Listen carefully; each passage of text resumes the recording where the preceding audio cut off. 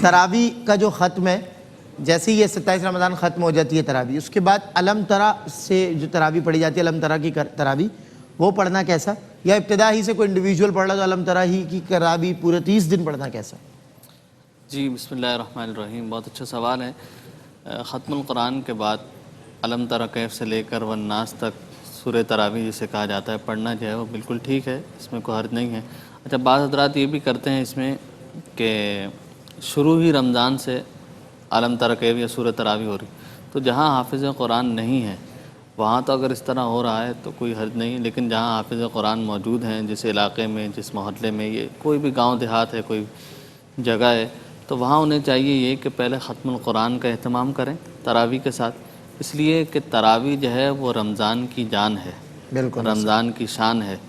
رمضان میں جب نماز تراوی ایک خشوع اور خضوع کے ساتھ، اہتمام کے ساتھ پڑھا جاتا ہے، مومنین مسجدوں کی طرف دوڑ رہے ہوتے ہیں تراوی کا اہتمام کرنے کے لیے، پڑھنے کے لیے، تو ایک الگ سرور، ایک الگ کیفیت جو ہے وہ نظر آتی ہے۔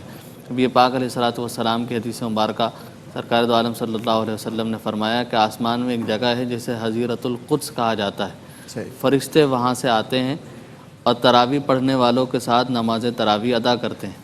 اور پھر وہ جسے چھو لیں، فرمایا پھر کبھی بھی زندگی میں بدبختی اس کے قریب نہیں آتی۔ اللہ اکبر۔ تو یہ تو تراوی ہے کہ جس کی بڑی برکتیں ہیں، بڑی رحمتیں ہیں، اور میں سمجھتا ہوں امت محمدیہ صلی اللہ علیہ وسلم پر اللہ رب العالمین کا بڑا کرم ہے، بڑا احسان ہے کہ یہ وہ مزدور ہیں جو کام کم کرتے ہیں لیکن اجرت زیادہ پاتے ہیں۔ ہائے ہائے سبحان اللہ، یہ اللہ رب العالمین کی طرف کچھ سے بھی تو نہیں ہے یہ، اگر الگ صبح کھا لینا اور پھر غروب آفتابی، کچھ بھی نہیں ہے مزدوری،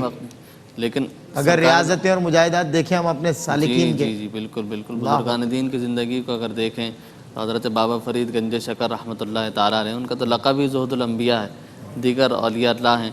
تو ان کی عبادات اور آج کل کے مومنین اگر اپنی زندگی کو دیکھیں تو ایک زمین آسمان کا فرق نظر آتا ہے، لیکن پھر بھی جو نیک عمل کر رہے ہیں رمضان مبارک میں، نماز تراوی کا اہتمام، دیگر چیزوں کا اہتمام، تو الحمدللہ اللہ رب العالمین ان پر اس کے بدلے جو ہے بہترین رحمتیں اور برکتیں جو ہے وہ نازل فرماتا ہے۔ بہت خوب شاہ صاحب۔